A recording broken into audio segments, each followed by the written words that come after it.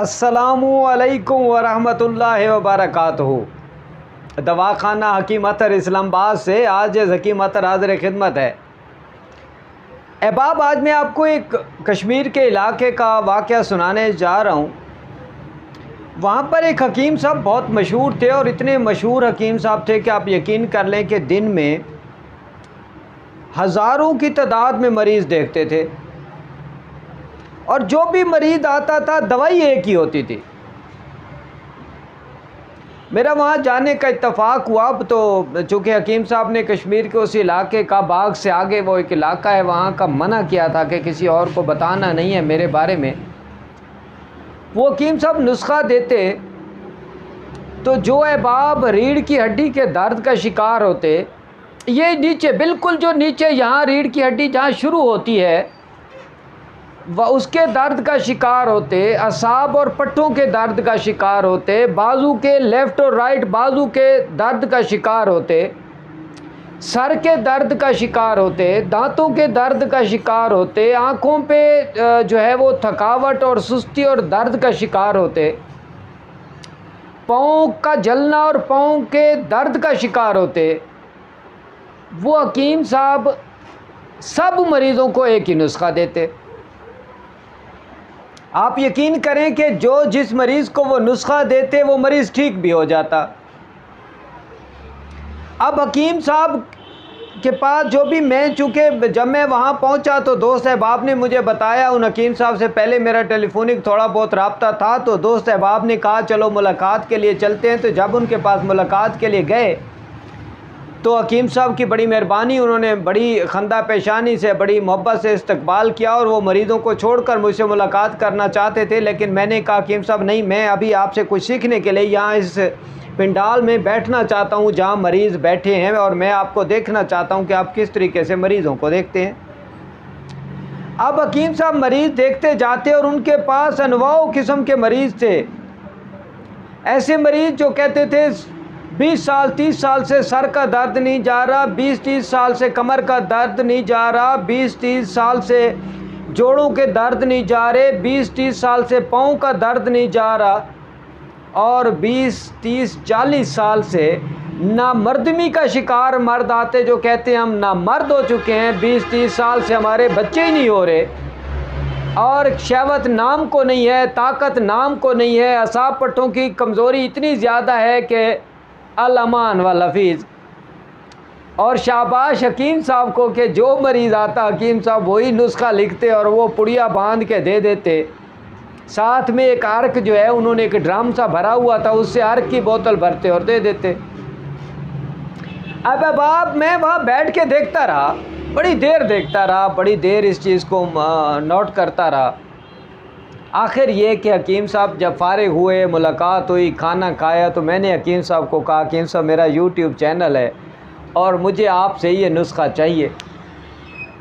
हकीम साहब ने यकीन कर ले, वो जैसे कहते हैं पट्टे पे हाथ नहीं रखने दे रहे थे। जैसे ही मैंने उन्हें नुस्खे का कहा वो बिदक गए, जैसे अरबी घोड़ा बिदके और भागता है। तो हकीम साहब भी किसी न किसी तरह भागने के चक्कर में थे।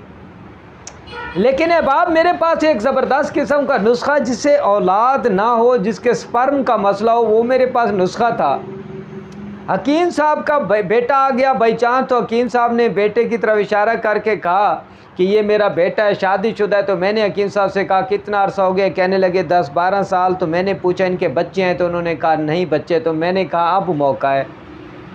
अहबाब मैं अपने दोस्तों के लिए, यूट्यूब के दोस्तों के लिए कितनी मेहनत करता हूँ, आपकी सोच है। तो मैंने हकीम साहब को कहा हकीम साहब इनके बच्चे नहीं है, इलाज मैं कर देता हूँ, स्पर्म इनके पूरे हो जाएंगे, जरासीम इनके पूरे हो जाएंगे, इलाज हो जाएगा। अगर बच्चा ना हो मेरा रब मालिक है, लेकिन इनकी जो प्रॉब्लम है मैं वो हल कर दूँगा। हकीम साहब बड़े खुश हुए। उनका एक ही बेटा था और वो उसकी भी औलाद नहीं थी। तो हकीम साहब को वो जो हज़ारों एकड़ उनकी ज़मीन, हज़ारों एकड़ रकबा और इसी तरह करोड़ों रुपए जो उनके पास थे, उनका कोई वली वारिस उनको मिल नहीं रहा था। तो उनकी बड़ी ख्वाहिश थी। तो वो कहने लगे हकीम साहब आप अगर मेरे इस बेटे का इलाज कर दें तो मैं नुस्खा दे दूँगा। मुख्तसर ये कि मैंने बेटे का इलाज किया, स्पर्म पूरे हो गए और फिर अल्लाह ने औलाद नरीना भी अता कर दी।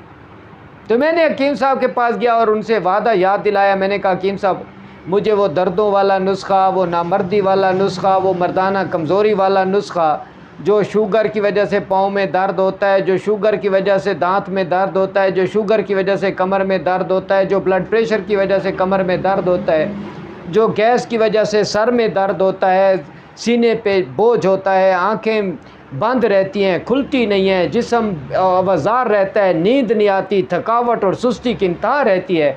मैंने कहा हकीम साहब वो नुस्खा मुझे अता फरमा दें। हकीम साहब ने इस शर्त पे बता दिया कि आप मेरे इलाके के हवाले से नहीं बताएंगे, तो मैं यकीनन आपको इलाके के हवाले से नहीं बता रहा। हालांकि मैंने आपको कुछ नाम लिए हैं, लेकिन याद रखिए कि वो नाम भी यकीनन सही नहीं बताए, क्योंकि अगर उन्होंने मेरे ऊपर एहसान किया तो मैं भी उनकी लाज रख सकता हूँ। मैं भी वो नुस्खा किसी को बता तो रहा हूँ यूट्यूब पर, लेकिन यह है कि वो इलाका नहीं बता रहा, वो जगह नहीं बता रहा। तो अब आप उसमें टोटल 3 चीज़ें थी, बैमन सुर्ख, तुख्मे रिहान और खुश्क सब्ज़ हरीड़। सब्ज़ हरीड़, तुख्मे रिहान और बैमन सुर्ख, और साथ में मेरे उनसे हकीम साहब से जब बहस की तो उन्होंने चौथी चीज़ भी बता दी, कुचला मुदब्बर, अज़राकी। उनको पीस लें, अज़राकी को मुदब्बर कर लें, अज़राकी को साफ़ कर लें, कुचले को साफ़ कर लें। ये हकीमों का काम होता है, हर बंदे का काम नहीं होता। मैंने नुस्खा तो बता दिया, लेकिन अहबाब मेहरबानी कीजिएगा, ख़ुद ना बनाइएगा, किसी कामिल तबीब के साथ बैठ के बनाइएगा। इन चारों चीज़ों को, कुचला, बाकी 3 चीज़ें हमवज़न और कुचला तीसरा हिस्सा, उनमें मिला के उनको पीस लें, रगड़ लें, और रगड़ने के बाद चने के दाने जितनी गोलियां बना लें। इसको आप इसके साथ अर्क उशबा, जो हकीम साहब अर्क उशबा देते थे, वो जो एक बड़ा सा ड्रम बनाया हुआ था हकीम साहब ने अर्क उशबा का, अर्क उशबा के साथ वो गोली सुबह दोपहर शाम आपने खानी है। अब आप यकीन कर लें, 4 दहाइयों से वहाँ जो भी मरीज़ जाता है, कमर के दर्द, जोड़ों के दर्द, असाब पट्टों की कमज़ोरी, मर्दाना वीकनेस, जिस्मानी कमज़ोरी, मैदे की गैस, इन तमाम अमराज के लिए जो बंदा वहाँ जाता है, अल्लाह ताला के यहाँ से शिफा उसे मिल जाती है, और इन्हीं गोलियों से मिल जाती है। और ये गोलियों का नुस्खा हकीम साहब की 7वीं पुश्त से आ रहा था, जो आज हकीम अतर ने आप लोगों के सामने रख दिया है, आप अहबाब के सामने रख दिया, क्योंकि मैंने हमेशा आप लोगों से वादा किया हुआ है कि मैं आपसे जो भी नुस्खा बताऊंगा वो आपको इंशाअल्लाह, जो मेरे पास राज हैं, खुफिया सदरी राज हैं, वो आप लोगों के सामने पेश कर दूंगा। तो अहबाब ये नुस्खा, यहाँ शर्त एक तो खालिस चीज़ों की भी है, और शर्त साथ में अर्क उशबा के भी खालिस होने की है। बाज़ारी अर्क उशबा जितना मिल रहा है वो कोई भी खालिस नहीं है, चाहे वो बड़ी से बड़ी कंपनी का हो। इसलिए किसी कामिल तबीब का बना हुआ अर्क उशबा, क्योंकि वो हकीम साहब अपना उशबा का अर्क निकालते हैं, किसी कामिल तबीब का अर्क उशबा, आपके बूढ़े वालदैन हैं, आपके बच्चे हैं, आप ख़ुद हैं, आप 20 साल के हैं या आप 90 साल के हैं, तमाम दर्दों के लिए ये अक्सीरी नुस्खा है। तमाम मर्दाना कमज़ोरियों के लिए ये अक्सीरी नुस्खा है, मैदे के लिए ये अक्सीरी नुस्खा है, असाब पट्टों की कमज़ोरी, हत्ता के फालिज और लकवा में भी ये अक्सीरी नुस्खा है। लेकिन याद रखिए, कुचला मुदब्बर करना ज़रूरी है, क्योंकि कुचला जहर होती है, इसको मुदब्बर करना पड़ता है, और ये कोई काबिल तबीब कर सकता है, आप नहीं कर सकते। ये हकीम अतर आपको नुस्खा बता रहा है, कोई यूट्यूब पे बैठा हुआ आता ही नहीं बता रहा आपको, जो आपकी जानों से खेलते रहते हैं। ये हकीम अतर का बताया हुआ नुस्खा है, जो खालिस नुस्खा है।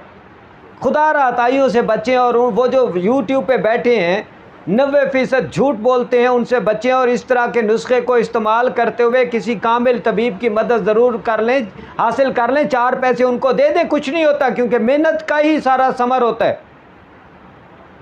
हकीम अतर को इजाज़त दीजिए, एक नए वीडियो, एक नए मौजू के साथ इंशाअल्लाह कल फिर आपसे मुलाकात होगी। लेकिन यकीनन ये नुस्खा सदियों बाद सामने आने वाला नुस्खा है, इसकी कदर कीजिएगा अहबाब।